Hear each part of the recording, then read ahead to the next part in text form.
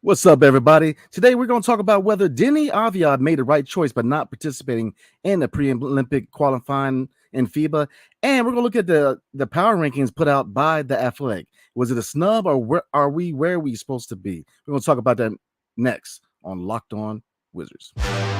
You are Locked On Wizards, your daily Washington Wizards podcast. Part of the Locked On Podcast Network. Your team every day.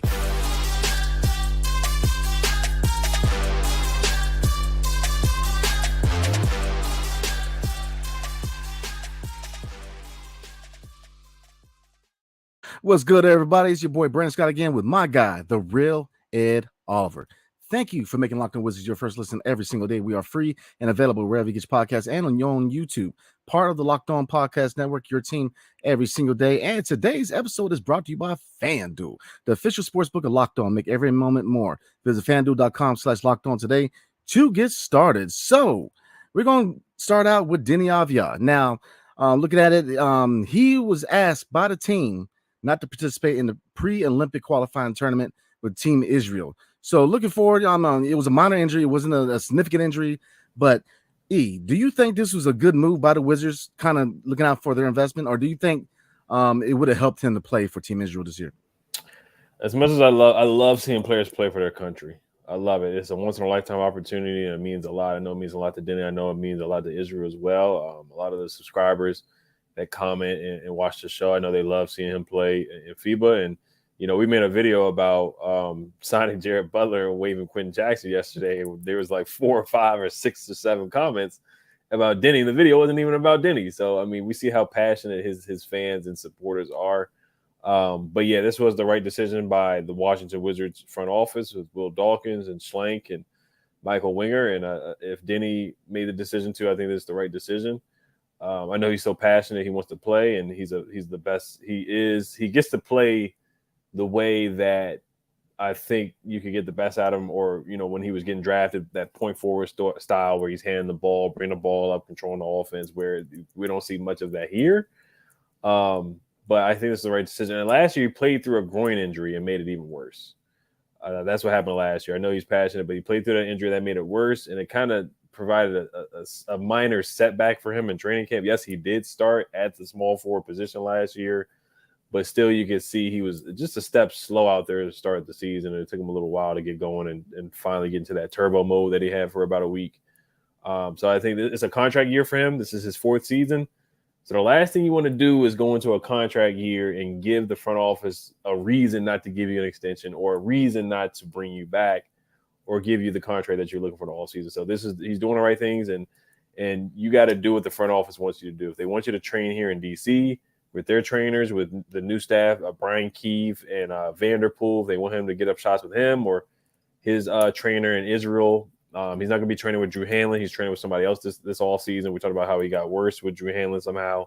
But he's got to improve the three-point shot. So that's something he's got to focus on the left hand, and focus on finishing around the rim. And I think he certainly should rest up and heal up and work on his ball handling and finish around the rim and shooting better from the three-point line. Yeah, I haven't always agreed with players going over and play for respective countries to a certain degree. I get the pride of country. I think pride of country is very important. And I'm with you, especially in the Olympics. You like to see the best players from each country go against each other. So I definitely love that about the Olympics and FIBA. It's just as far as contracts, I just want the players. My beef is not with the players. I want players to be better protected if indeed they get injured over there. And that's my biggest thing. But, pride of country is important. I know that a lot of people look forward to him playing for Team Israel. I know he looked forward to it.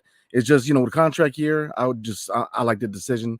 I prefer him to work on his deficiencies in his game, and I want him to have a breakout year.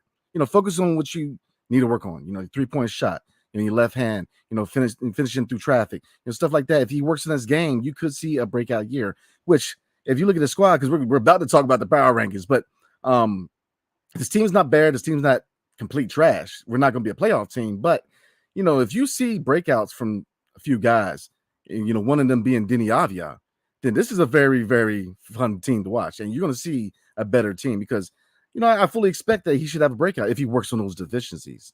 So yeah, definitely take your time, work out, get your body right, definitely work on your game, and then go into the season with some clarity, with your eyes on the prize. That's what I want to see from Deni. So this is a good choice, but another thing I want to bring out is, with his front office, again, mad respect. And the reason for that is this, they're taking charge.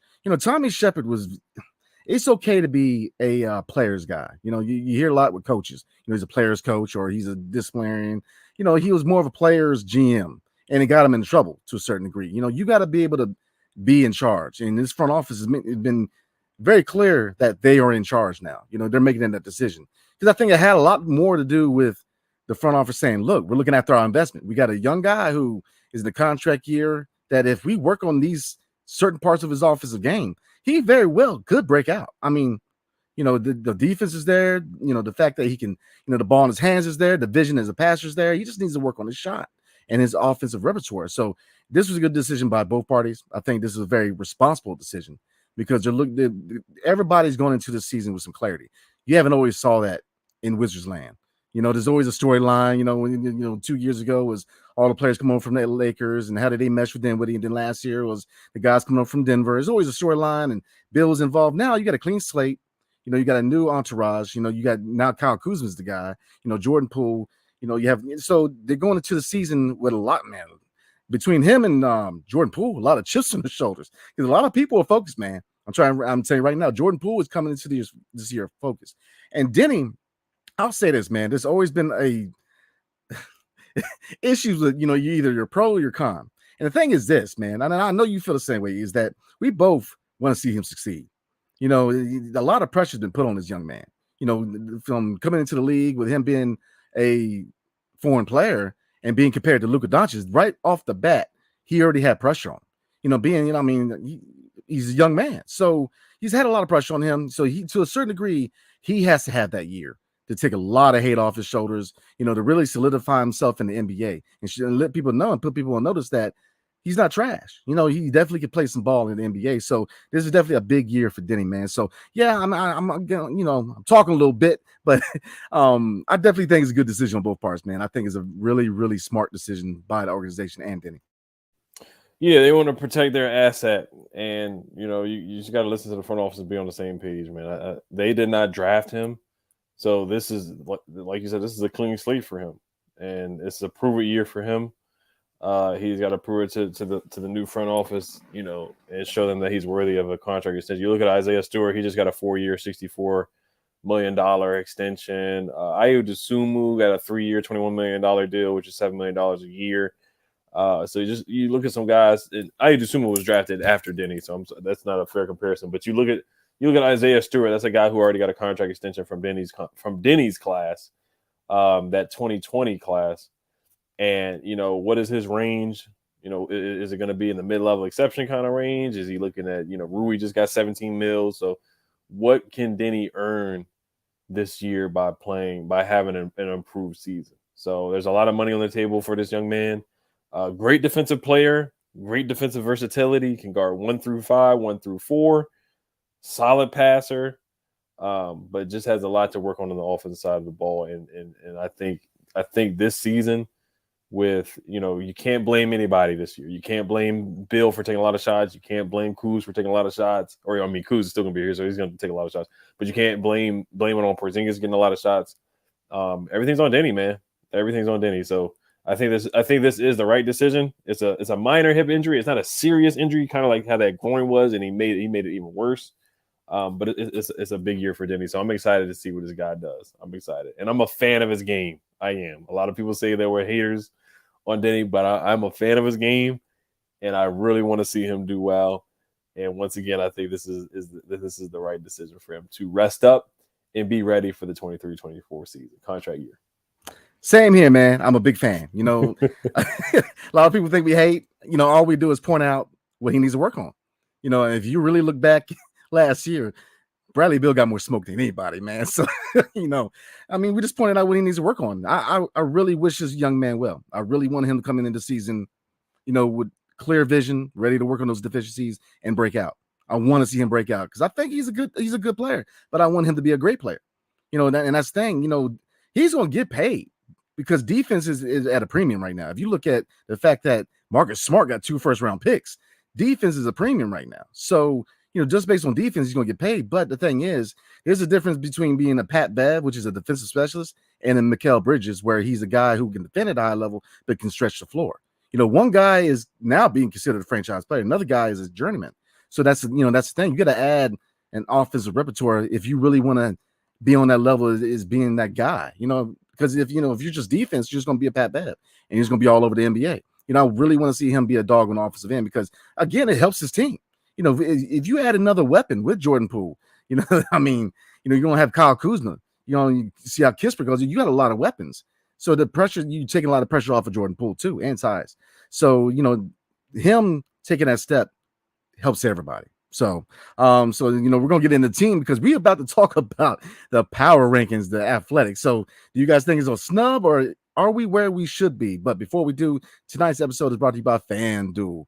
Take your first swing at betting Major League Baseball on FanDuel and get 10 times your first bet around in bonus bets up to $200. That's right. Just bet $20 and you'll land $200 in bonus bets, win or lose. Oh, that's $200 that you can spend betting everything from the money line to the over and under to who you think is going to hit the first home run of the night. All on one app that's safe, secure, and super easy to use. Plus, when you win, you can get paid instantly. Again, you get it right away. No better place to bet on Major League Baseball than FanDuel, America's #1 sports book. So sign up today and visit FanDuel.com/lockedon to get up to $200 in bonus bets. That's FanDuel.com/lockedon.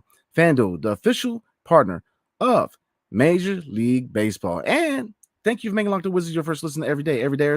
Tomorrow, we are going to get on those lineups. We are going to do the situational lineups, so definitely tune in. You need tall lineup, your shoot lineup. So every situation that you can ask for, we are going to have a lineup for it. So definitely tune in for that. So the Athletic put out their power ranking, and the Washington Wizards come out to 28. And they fall under the category of teams that it's called tier 6, but tank adjacent right now. To kind of give you an idea in the neighborhood we're at, the Houston Rockets at 25, San Antonio Spurs at 26, Portland Trailblazers at 27, and the Wizards at 28. Now, real quick, if you look at the category before that, it is players that are close on the fringe of contention, where you have at 21 the Pacers, 22 the Magic, 23 the Nets, and 24 the Bulls. So looking at that, do you think they got snubbed to a certain degree, or do you think that the Wizards are kind of where they should be at this point? I think they're kind of where they should be now. You could argue, I think they're better than the Spurs. I know they got Victor, but honestly, the way he looked in the Summer League, I'm not going to base it on Summer League, but he did struggle in that first game. Played a lot better in the second game, but he got pushed around a little bit. But just the Spurs roster overall is just not a good roster. It's really not. They got Trey Jones at the point, Devin Vassell, who's solid, Keldon Johnson at the 3, Jeremy Sohan at the 4. I think the Wizards are just better than them, but it's kind of like, we're just kind of arguing who's better of the lesser teams. But I think they are in that range. I think they're better than the Blazers, with no Dame. The Blazers got Scoot, Jeremy Grant, Ty Bull. They drafted Ryan Rupert. They got Nurkic, who they probably won't keep either. They're probably going to really rebuild and trade him by the deadline too. So I think we're better than the Blazers and the Spurs.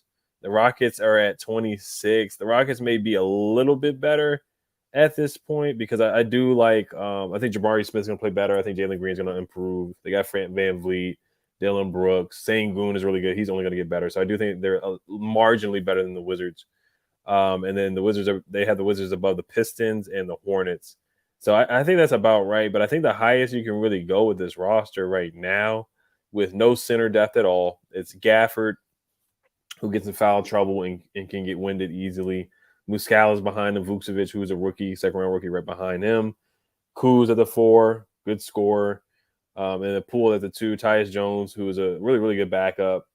Solid starter, but really just a backup. And then at the 3, we just have a big question mark between Deni, Kispert, could be Bilal, who knows. And then our bench depth is a bunch of young guys like Johnny.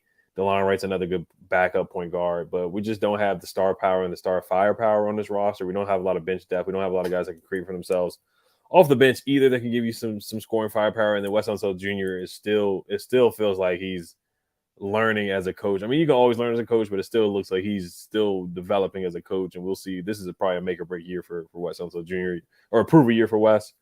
And then the Bulls are 24. They still have DeMar. They still have Zach LaVine. So they're I think they're a little bit ahead of us, not by much at all. And then you look at the Nets. The Nets are probably better with Mikal Bridges. I give them that. Cam Johnson, not by much either. But the Wizards, they're a team that can surprise people. I think they're kind of like the Jazz of last year, where the Jazz traded away Donovan Mitchell, they traded away Rudy Gobert, and they surprised people. They still ended up missing the play-in because they still wanted to get really better draft capital. So that's kind of where I would compare it to. I think we will be the Jazz of last year, where we play a little bit better than we expected to start the season off, but then we kind of go back down to earth where we don't make the play-in. Now, the over-under for a lot of sports books is like 24, 25. I do see us in that 20 to 30 range. And last year, we were 30, 35, and 47? Yeah. Last year, the power rankings we were the 23rd ranked team, so we went 5 spots back. So that's kind of awful that we're only 5 spots behind what we were power ranked last year when we had the solid 3. So that's pretty awful there. But yeah, I probably put us at 26, really, honestly, because this roster right now compared to the rest of the league, it's not a good roster. It's a rebuild. This is what it is. We have to be ready for this. This is a rebuild. So I'm prepared for us not to really compete for the playoffs or really for the play-in, to be honest. I think we will surprise people a little bit to start off, but they'll come back down to earth. So I do see us around that range. I completely agree with everything you just said. I think that we're going to be a sleeper, but we're not going to be a sleeper to where we're going to shock the NBA and win a title. I think that, we're definitely a rebuilding team, but we have talent. But we're definitely better than the Spurs. Come on. I mean, Wembanyama, he hasn't played 1 minute in the regular season. Come on, man. Not 1 minute. So, and he got, for Brandon Miller to be pushing you around, you're supposed to be a center. I'm just saying he's got to add some muscle. But looking at the rankings, I think we're better than the Spurs. Trailblazers with Dame, no, but without him, yes, we're better than him just because we have veteran presence.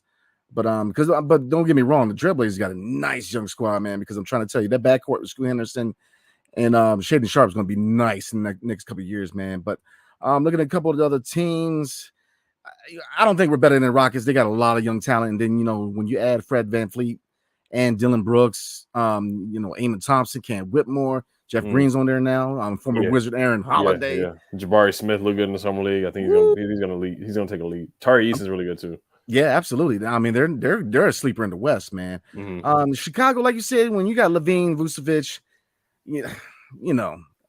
DeRozan, we're just not there. But I think a couple of spots. I'm with you. I agree. We're kind of where we're supposed to be. We're not going to shock anybody.